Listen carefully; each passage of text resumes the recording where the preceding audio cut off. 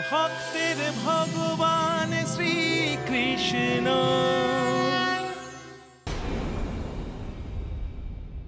আমার তখনই সন্দেহ হয়েছিল, তাহলে একটা মানুষ রাতারাতি কখনো ভালো হয় না। মহারাজ কংসের নিশ্চয়ই কোনো বদমতলব আছে। শয়তান শয়তানই থাকে, যমুনায় গা ডুবিয়ে কেউ সাঁতার না। বুঝলে না, নিজের সিংহাসনটাকে সুরক্ষিত করতে চায়। আগে মহারাজকে বন্দি করেছিল, এখন বোন ভগ্নিপতিকে, এবার ওকে আর পায় কে? শুনেছি নানান জায়গায় গন্ডগোল হচ্ছে, যাদবরা ভীষণ রেগে আছে। রাখবে না? বসুদেব যাদবদের কাছে ভগবানের মতো, বিনা কারণে তাকে বন্দি করা হয়েছে, ওরা ছেড়ে দেবে? বাবা কি নিষ্ঠুর ভাই, বিয়ের পর মেয়েটাকে ফুলসজ্জা অবধি করতে দিল না, ঘরে বন্দি করে রাখলো।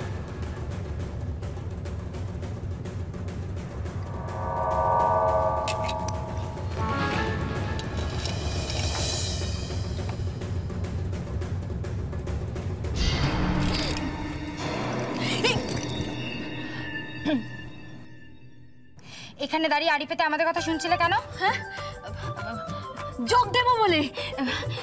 10 মিলে করি কাজ, হারি জিতি নাহি লাজ। দেখো আমার সাদা মনে কাদা নেই, যা বলবো মন থেকে বলবো।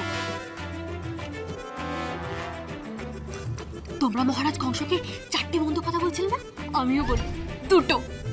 তুমি দেখে নিও, মহারাজ কংসের ওই বোন দেবকীর কান্নায় মহারাজ কংসের কাল ডেকে আনবে। দেবকীর 8ম সন্তান এমন কেউ হবে না যা মহারাজ কংসের চেয়েও বলশালী।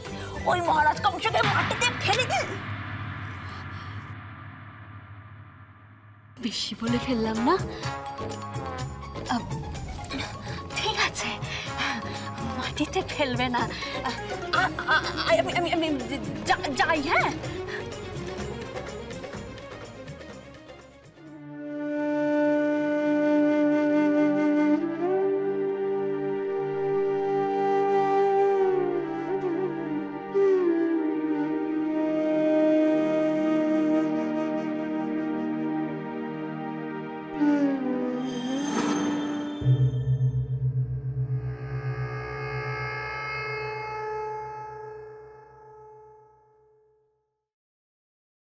আজ আমাদের ফুলসজ্জা না?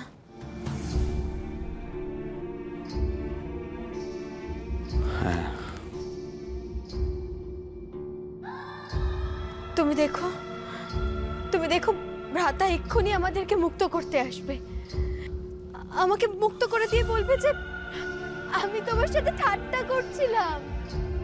তারপর আমাকে বুকে জড়িয়ে ধরে হা হা করে হেসে উঠবে।